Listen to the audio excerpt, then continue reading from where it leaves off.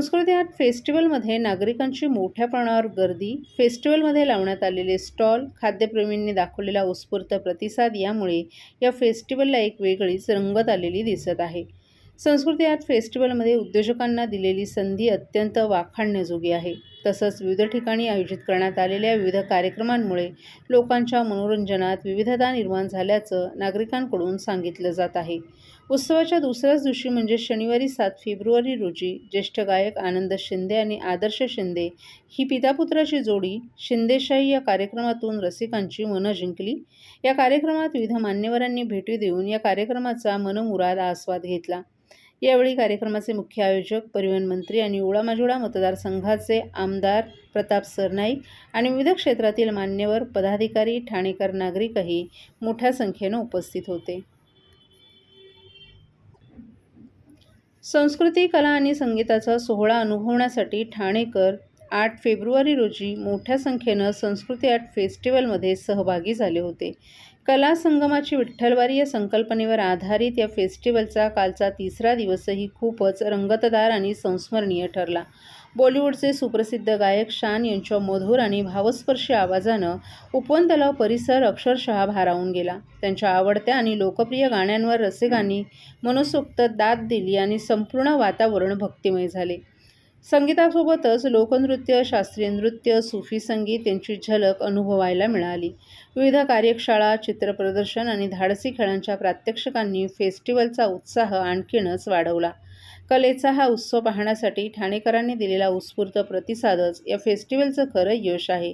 लहानांपासून ज्येष्ठांपर्यंत सर्वांनी एकत्र येत कला, संस्कृती आणि संगीताचा मनमुराद आनंद घेतला. अशा या महोत्सवांमुळे ठाण्याची सांस्कृतिक ओळख अधिक समृद्ध होते आणि आपल्या परंपरेशी नातं अधिक घट्ट होतं. संस्कृती आर्ट फेस्टिवल ठाणेकरांच्या मनात कायमस्वरूपी घर करून राहील यात शंका नाही. यावेळी परिवहन मंत्री प्रताप सरनाईक यांनी शान यांचं स्वागत सत्कार केला आणि शुभेच्छा देताना जुन्या आठवणीही ताज्या केल्या. तसंच यावेळी नगरसेविका परिषा सरनाईक, नगरसेविका एकता भोईर, यज्ञा भोईर आणि इतर मान्यवर, पदाधिकारी आणि ठाणेकर नागरिकही मोठ्या संख्येनं उपस्थित होते.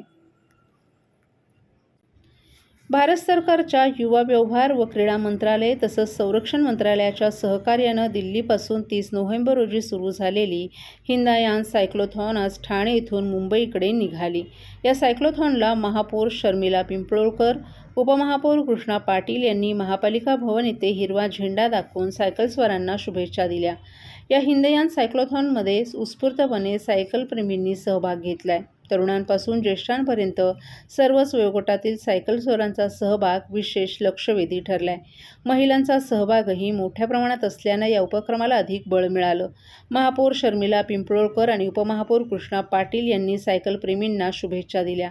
त्यांनी प्रत्येक सायकलस्वारांशी संवाद साधत त्यांच्या अनुभवांबाबत जाणून घेतलं. भारतात सायकलिंगला शाश्वत, आरोग्यदायी आणि पर्यावरणपूरक वाहतूक माध्यम म्हणून प्रोत्साहन देणं हा यामागचा उद्देश आहे. दिल्लीपासून सुरू झालेला हा प्रवास ठाण्यातून मुंबईपर्यंत पोहोचतोय. ही अत्यंत अभिमानाची बाब असल्याचं महापौर शर्मिला पिंपळकर यांनी नमूद केलं. तर उपमहापौर कृष्णा पाटील यांनी फिट इंडिया उपक्रमाअंतर्गत या सायक्लोथॉनचं महत्त्व अधोरेखित करत सायकलिंग हा उत्तम व्यायाम असून तो शारीरिक, मानसिक आणि बौद्धिक क्षमता वाढवतं सांगितलं. भविष्यात अशा उपक्रमांमध्ये अधिकाधिक लोकांचा सहभाग वाढला पाहिजे असंही त्यांनी सांगितलं. ठाणे महानगरपालिकेपासून सुरू झालेल्या सायक्लोथॉनचा कुलाबा मिलिटरी स्टेशन मुंबई येथे समारोप झाला. यावेळी मेजर सागर सावंत यांच्या हस्ते प्रत्येक सायकलप्रेमींना आकर्षक पदक देऊन गौरवण्यात आलं. यावेळी विष्णुदास चापके यांनी या सायक्लोथॉन आयोजनामागील मुख्य उद्देश स्पष्ट करत भविष्यात अधिक संख्येनं सहभागी होण्याचं आवाहन केलं. तर यावेळी हिंदयान फाउंडेशनचे प्रमुख विष्णुदास चापके यांनी आम्ही सायकलप्रेमी फाउंडेशनच्या संस्थापिका अध्यक्षा प्रज्ञा म्हात्रे, सदस्य अमोल कुलकर्णी, ठाणे महानगरपालिकेच्या उपमाहिती जनसंपर्क अधिकारी प्राची डिंगणकर, दादोजी कोंडे क्रीडा प्रेक्षागृहाचे कर्मचारीही मोठ्या संख्येनं उपस्थित होते. सर्व नागरिकांना आवाहन करण्यात येत आहे की सध्या डासांमार्फत पसरणाऱ्या डेंग्यू या आजाराचा प्रसार रोखण्यासाठी प्रत्येकाने पुढील प्रमाणे कार्यवाही करावी. डेंग्यू आजार एडिस इजिप्ती हा डास चावल्याने होतो. या डासांची पैदास साचलेल्या किंवा साचवलेल्या स्वच्छ पाण्यामध्ये होते. 8 दिवसांपेक्षा जास्त दिवस पाणी उघडे व साचून राहिल्यास त्यात डास अंडी घालतात. अंड्यांच्या अळ्या तयार होऊन पुढे डास तयार होतात. यासाठी आपल्या घरातील पाणी साठे उदाहरणार्थ बॅरल्स, पिंपे, टाक्या, हौद, रांजणे इत्यादी दर आठवड्याला रिकामे करून घासून पुसून कोरडे करून पुन्हा भरावे. 1 दिवस कोरडा दिवस म्हणून पाळावा.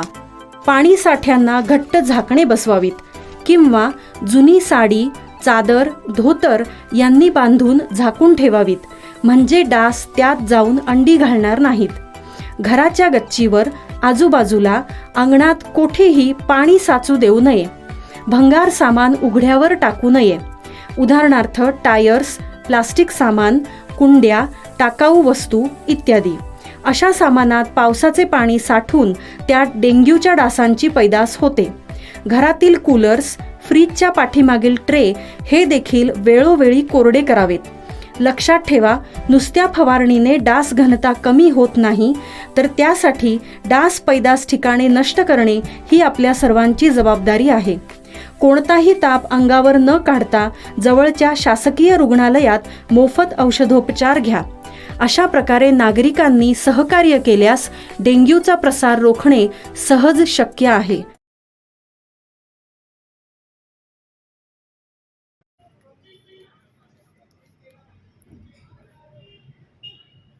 टेनिस क्रिकेट स्पोर्ट्स फाउंडेशनच्या अध्यक्षपदी खासदार डॉक्टर श्रीकांत शिंदे यांची निवड करण्यात आली आहे.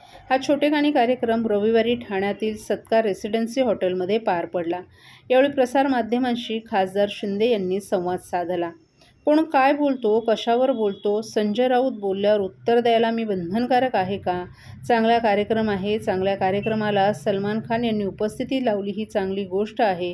राष्ट्रीय स्वयंसेवक संघाला 100 वर्ष पूर्ण झाली आहेत. याचं औचित्य साधून सरसंघचालक मोहनजी भागवत देशाच्या वेगवेगळ्या भागात जाऊन लेक्चर्स तसंच संवाद साधत आहे.